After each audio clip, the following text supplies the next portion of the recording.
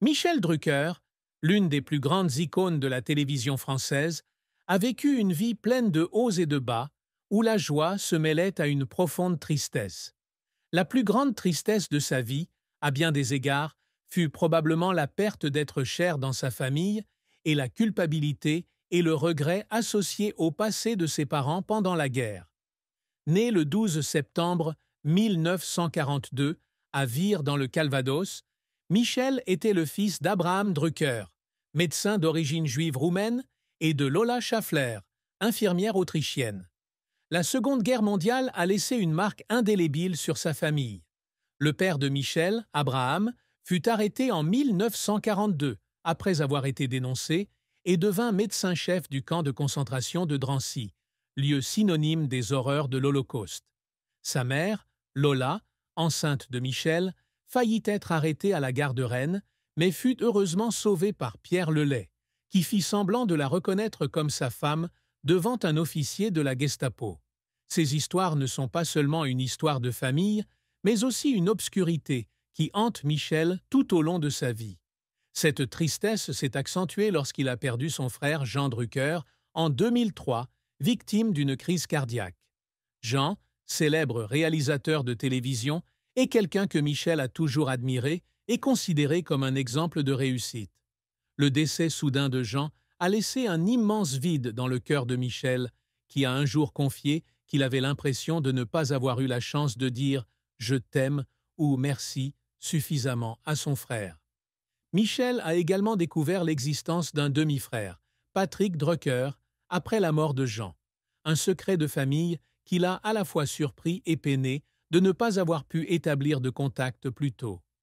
Cette tristesse n'est pas seulement une perte personnelle, mais aussi un sentiment d'impuissance face aux blessures de son passé familial, qu'il sent ne pouvoir ni changer ni guérir.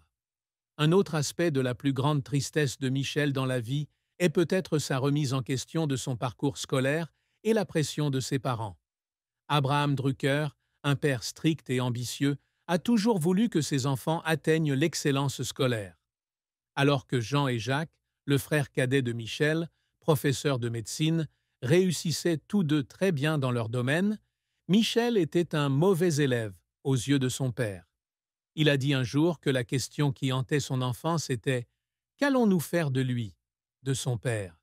Ce manque de reconnaissance, ajouté au fait d'avoir quitté la maison à 17 ans pour faire ses preuves, lui a laissé une profonde tristesse de ne pas avoir répondu aux attentes de sa famille, même s'il a ensuite construit une belle carrière. La carrière de Michel Drucker a été un voyage de plus de 6 décennies, le transformant d'un jeune homme ambitieux en une légende de la télévision française. Débuté en 1964 à l'ORTF comme reporter sportif, Michel s'est rapidement imposé par ses commentaires en direct de matchs de football et de rugby. Son entrée dans le monde du divertissement dans les années 1970 marque un tournant majeur dans sa carrière. Des émissions comme Les Rendez-vous du dimanche sur TF1, Champs-Élysées sur Antenne 2, puis Vivement dimanche sur France 2, puis France 3, deviennent des icônes de la télévision française, faisant de Michel Drucker un élément indispensable de la vie culturelle du pays. Le succès de Michel est indéniable. Il a animé plus de 80 émissions de télévision et de radio, se liant d'amitié avec une multitude de grandes stars telles que Johnny Hallyday, Claude François, Céline Dion et Serge Gainsbourg. L'émission Vivement dimanche, lancée en 1998, existe depuis plus de 24 ans, ce qui en fait l'une des émissions de télévision les plus anciennes de France.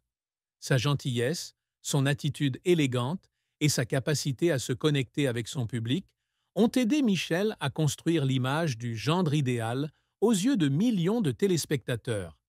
Il est également un producteur talentueux, cofondateur de la société de production DMD, Denny et Michel Drucker, contribuant à la création de nombreuses émissions à succès. Ce succès lui a non seulement apporté la célébrité, mais a également confirmé qu'une personne autrefois considérée comme un mauvais élève pouvait surmonter les préjugés pour atteindre le sommet. Cependant, la carrière de Michel n'a pas été sans échecs et défis. L'une des périodes les plus difficiles fut celle de 1968, lorsqu'il participa à une grande grève à l'ORTF pendant le mouvement de mai 1968. Cette action lui valut d'être temporairement licencié et expulsé du département des sports, où il avait commencé à se faire un nom.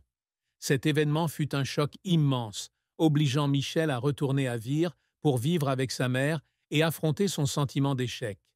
Un autre revers a été lorsqu'il a dû faire face à des critiques selon lesquelles son style d'animation était trop léger, était manquant de profondeur ou simplement démodé aux yeux de certains critiques modernes. Cependant, Michel a toujours persévéré en conservant son propre style, transformant la critique en motivation pour continuer. Les tentatives pour le faire pleurer impliquaient souvent des problèmes de santé et d'endurance. En 2020, Michel a subi une intervention chirurgicale cardiaque majeure, un triple pontage, après avoir développé une endocardite infectieuse. Le long et douloureux processus de récupération l'a fait pleurer, non seulement à cause de la douleur physique, mais aussi à cause de la peur de ne pas pouvoir revenir devant le public. Dans une interview accordée à Ciné Télé Revue, il a confié qu'il était très heureux d'être en vie et de ne pas avoir la jambe amputée, une possibilité contre laquelle les médecins l'avaient prévenu. Sa résilience pour revenir animer vivement dimanche, après une longue maladie, témoigne de ses efforts extraordinaires, et les larmes versées durant cette période n'étaient pas seulement une expression de douleur, mais aussi de joie d'avoir surmonté l'adversité. Michel Drucker a toujours eu pour objectif de devenir un présentateur qui soit non seulement célèbre, mais qui laisse également une impression durable sur le public. L'une de ses plus grandes réussites fut la longévité de Vivement Dimanche. Avec plus de 2 décennies à l'antenne, l'émission n'est pas seulement un lieu pour lui de présenter des talents, mais aussi un pont entre les générations, des stars vétérans aux jeunes artistes. Il a dit un jour que son rêve était de rester dans les mémoires comme quelqu'un qui apporte de la joie chaque dimanche. Et cela s'est réalisé. Un autre objectif que Michel s'efforce constamment d'atteindre est d'entretenir des relations étroites avec de grands artistes. Il est fier d'avoir aidé Céline Dion à faire ses débuts en France en 1983, ou d'être devenu un ami proche de Jean Ferrat, qu'il visite souvent en hélicoptère. Michel s'efforce également toujours de devenir un symbole de professionnalisme et de fiabilité dans l'industrie de la télévision, ce qu'il réalise en apprenant constamment et en s'adaptant à l'époque, malgré son âge croissant. Michel aspire également à laisser un héritage au-delà de la télévision. Pilote d'hélicoptère talentueux, une passion qu'il poursuit depuis de nombreuses années, il a écrit plusieurs livres tels que Hors Antenne, 1987, ou Rappelle-moi, 2010, où il partage son histoire de vie. Ses réalisations n'étaient pas seulement une question de gloire, mais aussi une façon pour lui de prouver à lui-même et à sa famille qu'il avait dépassé les limites que ses parents lui avaient fixées. Michel Drucker a épousé l'actrice Dany Saval le 28 juillet 1973 à Las Vegas, un mariage qui a duré plus de 50 ans et est devenu un symbole de longévité dans le showbiz. Ils se rencontrent en 1972 sur le tournage de l'émission, Avec le cœur, animé par Claude François, un ami proche de Michel. Michel est immédiatement attiré par Dany, une belle actrice qui a joué dans des films tels que Boing Boing 1965. Il a déclaré avec audace « Tu es la femme de ma vie », quelques jours seulement après l'avoir rencontrée, et leur amour s'est rapidement épanoui. Bien qu'ils n'aient pas eu d'enfants ensemble, Michel est devenu le beau-père de Stéphanie Jarre, la fille de Dany, issue de son précédent mariage avec le musicien Maurice Jarre, et ensemble, ils ont adopté Y Leng, une jeune fille réfugiée du Cambodge, en 1979. Le mariage de Michel n'a cependant pas été entièrement sans sa part de tristesse. Entre 2004 et 2006, il a eu une relation extra-conjugale avec l'écrivain Calixte Beyala, qui avait 20 ans de moins que lui. Cette relation a provoqué des remous lorsque Calixte a écrit le livre « L'homme qui m'offrait le ciel » 2007, décrivant Michel sous le nom d'emprunt de François Ackermann. Après leur séparation, Calixte poursuit Michel en justice, affirmant qu'il ne l'avait pas payé pour sa contribution à un livre inédit. L'affaire traîne en longueur et, bien que Michel ait gagné en première instance, il est condamné en appel en 2011 à verser 40 000 € de dommages et intérêts. Ce scandale a non seulement porté atteinte à sa réputation, mais a également fait affronter à Danny la douleur de la trahison. Pourtant, Danny a choisi de pardonner et, ensemble, ils ont surmonté la tempête, renforçant leur relation avec compréhension et amour durable.